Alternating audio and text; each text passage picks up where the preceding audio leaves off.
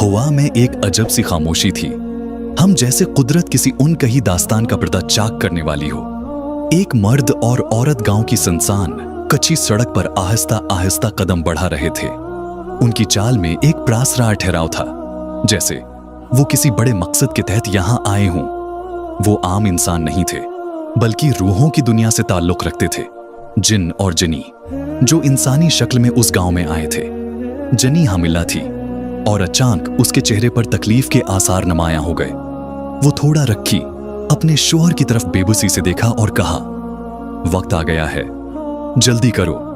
मर्द ने एक पल के लिए आसमान की तरफ देखा, जैसे किसी पोशीदा इशारे का मुंतजर हो, और फिर तेजी से गांव के एक घर की तरफ बढ़ा।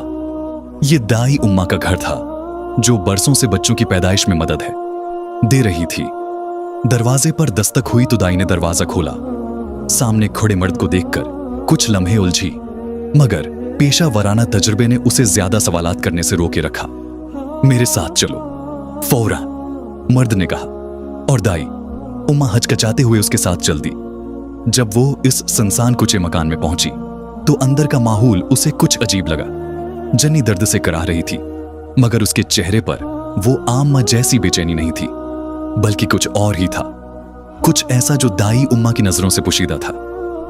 दाई ने जल्दी से अपना सामान निकाला और काम में लग गई। मगर जैसे ही उसने पहला बच्चा वसूल किया, जिनी ने सरगोशी में कहा, याद रखना, जब तक बच्चे पैदा होते रहे तुमने बिस्मिल्लाह नहीं पढ़नी, वरना सब कुछ रख जाएगा। दाई हैरान हुई, मगर खामोश रही। रात का पहर गुजरता गया और दाई उम्मा मुसलसल बच्चे वसूल करती गई। ये सिलसिला रका नहीं, एक के बाद एक बच्चा आता रहा। वो थक चुकी थी, मगर जन्नी के चेहरे पर कोई थकन नहीं थी, जैसे ये सब आम बात हो। जब फज्र की अजान गूंजी तो दाई के दिल में अचानक खौफ बैठ गया। उसके लबों से बेअख्तियार बिस्मिल्लाहिर्रहमानिर्रहीम निकल गया, और जैसे ही उसने ये कहा, सब कुछ रख गया। कमरे में एक सन्नाटा छा गया।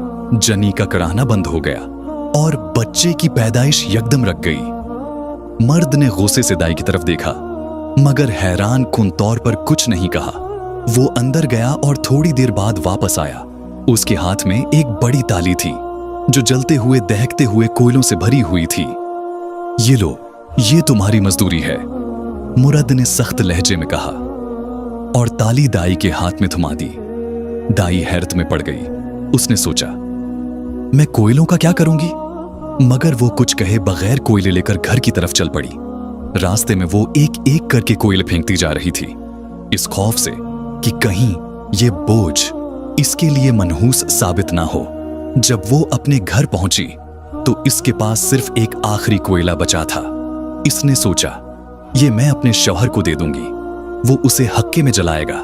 इसने वो कोयला एक तरफ रख दिया और थकन से बस्तर पर गिर गई। मगर सुबह जब सूरज की पहली किरण खिड़की से अंदर आई तो दाई की नजर इस आखिरी कोयले पर पड़ी, और जो मंजर उसने देखा, इसने इसकी रूह तक हिला दी। वो कोयला खालिस सोने में बदल चुका था।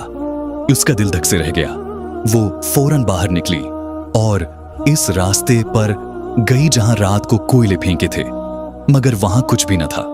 वो समझ गई कि इस रात जो कुछ हुआ वो किसी हो सकता था, शैतानी ताकत का खेल था। अगर वो तमाम कोयले ले आती तो क्या सब सोने में बदल जाते, या शायद उस पर कोई होलनाक आफत आ जाती। ये सोचकर उसके बदन में झरझरी दौड़ गई। उसने वो सोने का टुकड़ा अपने शोहर को दिया और वो हैरानी से बोला, ये तुम्हें कहां से मिला? दाई ने सिर्फ इतना कहा, ये एक चांदनी रात का राज है जो ना मैं समझ सकती हूं और न तुम। ये कहकर वो खामोश हो गई, मगर उसके दिल में हमेशा के लिए ये सवाल रह गया कि क्या उस रात उसने एक दौलत का मौका गंवा दिया, या किसी अनदेखे खतरे से बच गई। शायद ये वो राज था जो हमेशा चांदनी रातों में दफन रहेगा।